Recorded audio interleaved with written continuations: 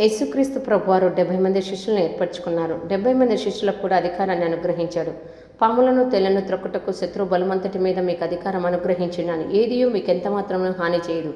ఇది ప్రభువు అనుగ్రహించే అధికారము. పాములు తేళ్లు అంటే సాతాను సాదృశ్యంగా ఉన్నాయి.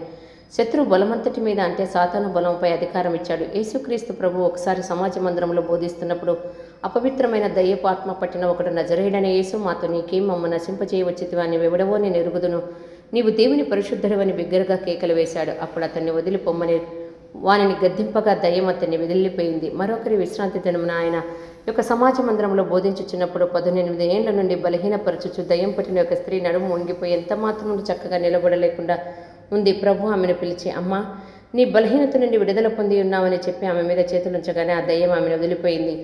ఆమె చక్కగా నిలవబడింది.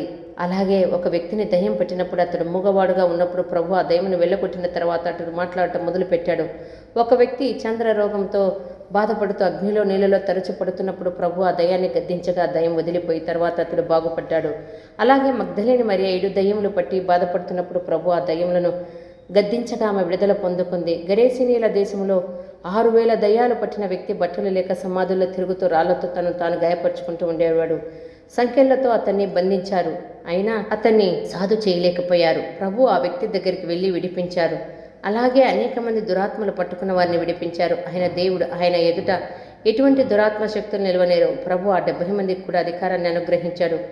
కొన్ని దురాత్మలు మనుషులను పట్టుకొని పీడిస్తూ ఉంటాయి. ఎన్ని మందులు వాడినా అవి పోవు. యేసుక్రీస్తు ప్రభు వారి సన్నిధికి వస్తే అవి పారిపోతాయి. ఎలాగైతే ప్రభు ఆయన శిష్యులైన వారికి అదే అధికారం అనుగ్రహించాడు, అదే అధికారం ప్రభు మనకు అనుగ్రహించాడు. అపోస్తుల కార్యం 1వ అధ్యాయం చూస్తే 8వ వచనంలో, ఆయనను పరిశుద్ధాత్మ మీ మీదకి వచ్చినప్పుడు మీరు శక్తిని పొందెదరు అని ప్రభు ఆయన ఆరోహణమయ్యే ముందు చెప్పారు. 120 మంది మీద గదిలో ఉండి ఏకమనసుతో ప్రార్థించినప్పుడు పరిశుద్ధాత్మ అభిషేకంతో నింపబడ్డారు. అప్పటి నుండి పరిశుద్ధాత్మ దేవుని కార్యములు జరగటం ప్రారంభమయ్యాయి. అపోస్తులందరూ కూడా దయ్యాలు వెళ్ళగొట్టారు, రోగులను స్వస్థతపరిచారు, అద్భుతాలు చేశారు. నమ్మిన వారి వల్ల సూచక్రియలు జరుగునని ప్రభు ఒక వాగ్దానం ఇచ్చారు. ఎవరైతే ప్రభు అని సొంత రక్షకునిగా అంగీకరించి బాప్తిస్మ పొందుతారో వారందరూ పరిశుద్ధాత్మ అభిషేకంతో నింపబడతారు. వారందరూ కూడా అట్టి అధికారము పొందుకుంటారు.